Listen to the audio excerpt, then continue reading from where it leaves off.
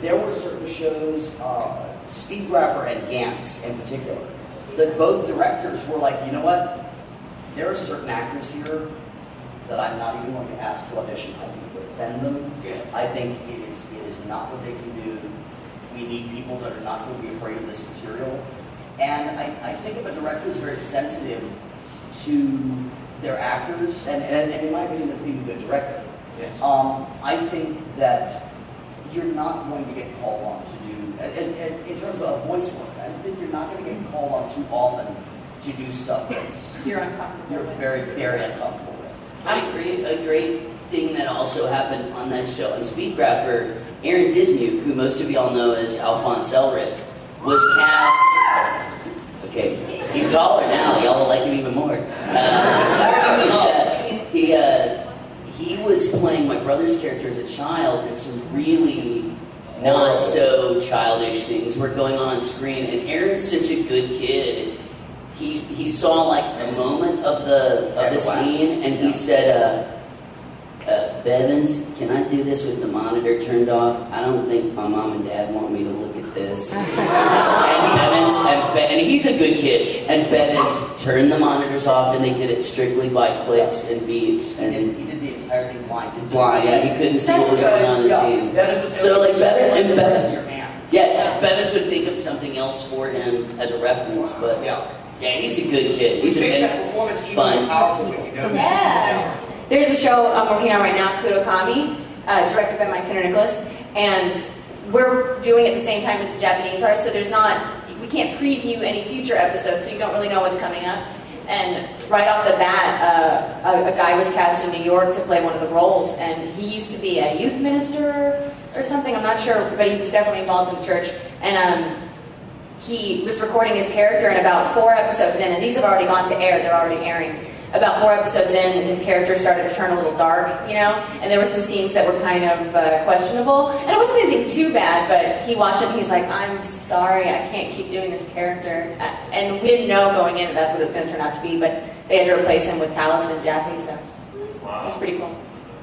I mean, it was awesome that he spoke up and he's like, I'm sorry, I know I'm screwing you guys over, but I can't keep doing it, you know? Thank you. Hello, is it working? Yeah. Hi. Am I allowed to ask 2 questions? Sure. Okay, the first one. Yeah? No, you are. Yes. No, you're not. Yes, you are. Do whatever you want. We love you. That counts as one of your questions.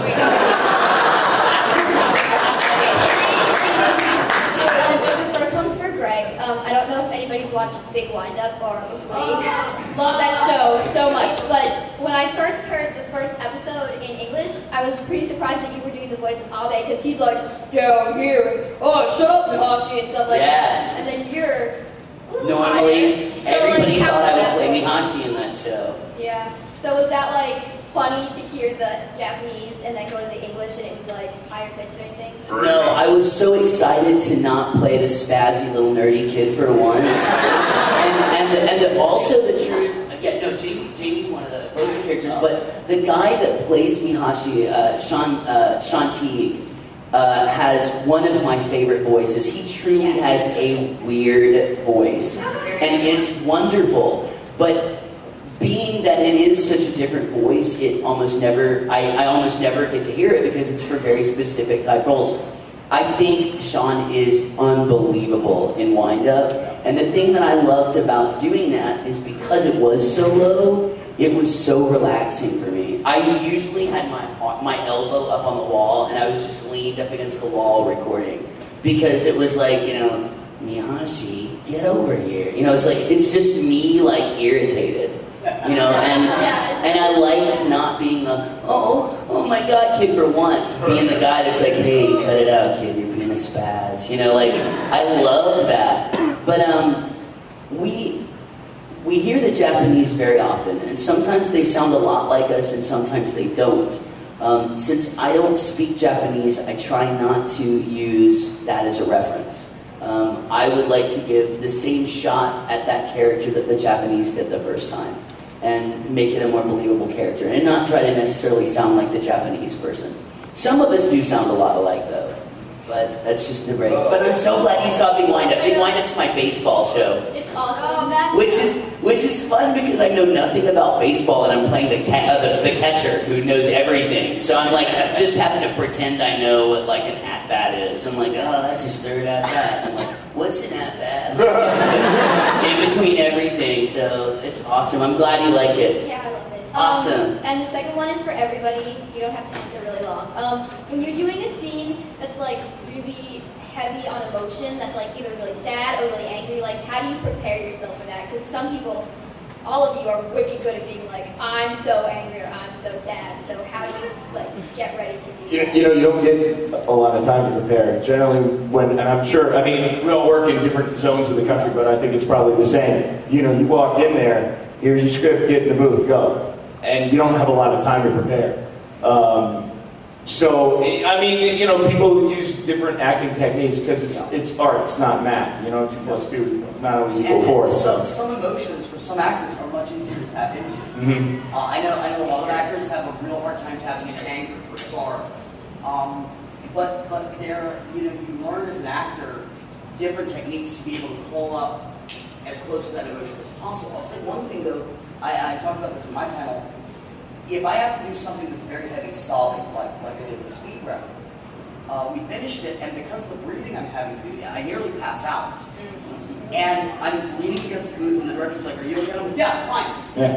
And he thought I was really crying, but if you are trying to watch lip flaps and read a script, you can't really have water coming out of your eyes because you won't be able to see what you won't be able to do your job. And it doesn't sound good. Yeah, and the thing you have to, or like you're laughing. the thing you got to focus on is not, well, how should this sound? How should this feel? Yes, absolutely. You know, because it's acting. You don't ever play the voice, you play the character. Exactly. What's happening to this guy? Well, how's it going to sound when he's sad? No, how's it going to feel when he's sad? And then you just vocalize that. And it can be hard because a lot of times if you're doing extreme emotions like that, your body kind of gets there because you're tensing yourself up or something, and you keep that emotion with you. And it's like if you're doing a really angry scene in the booth, you know, I get really frustrated with myself really easy because I'm already at that level of anger, and so I'm constantly like, oh, that take was horrible. I'm sorry, you know. And the director's like, calm down, it's okay, you know. My favorite outtake is the one of you tearing the booth up while you were recording Negima. When you were fighting the accent, and you couldn't get the accent right, and you could hear you knocked over the little table. That's my favorite outtake of all time. Very violent. You're like, I think I ripped foam off the wall at one point because it's funny to watch her get mad. It's like Tom said, you have to try to get the emotion as real and as honest as you can. But at the same time, there are certain elements that you have to be able to be in control of to do your job. So it is a real fine tightrope. Yeah, and on top of it, you're fitting the lip flap. Yeah. It also has to fit. It has to have an arc to it. Yes. Sometimes that you have to manufacture. Yeah, I mean, it could be very therapeutic as well, because like you could be having a day from hell, walk in, and you're like, all right, so this guy just killed your best friend. This is the girl that was cheating on him. Like, let's do this. And it goes the other way too, because you could be having a bad day, and then you're playing the happiest character in the world, and you got to be able to check your emotional crap at the door sometimes, you know. Greg's last session for Naram at the Icon Brothers, about 4 hours before he came in, he had been T-boned in my van. Yeah, and that's not code for something. That's a car accident. That was a major car accident. He still made it into the studio to record. wow. Yeah. I was going to say anger comes naturally for me, so I never have to. No, it's when people ask what is the best type of acting lessons or the best type of acting training I could always recommend. It's always improv. Yes. What was it? I didn't see. 5? As fast as soon as you can, really. Oh, okay. Okay. And it's, I always say improv because we never know what we're going to be working on. Like Veronica said, or no, I think it was Tom said, we usually see that script, right? Yeah, I know, right? They look so much alike. But that we don't know when we wake up in the morning whether we're killing a giant spider or kissing a little princess. We don't know. So improv is a good way for us to just go 1, 2, 3, act. You know, Yes. and so that's probably the best skill. Yeah, I always recommend both theater training and improvisation training will really ends up helping you in so many ways. I've always had a hard time laughing. Same here. Making the laugh sound like it's real. Because I laugh a lot, but when I have to do it, I can't really. And then you have to laugh at the rhythm that they're laughing. Yeah, that's what's hard, is that specific, like matching the flaps while laughing, or closed mouth laughing. Yeah. Because whenever you have to do a closed mouth, to get into it, you have to like push out some air first. So you're like, and on the mic, when you're recording, it like picks up that right before, and they're always like, turn away. It's awkward. That's the hardest. Yeah. Good question. You. I think.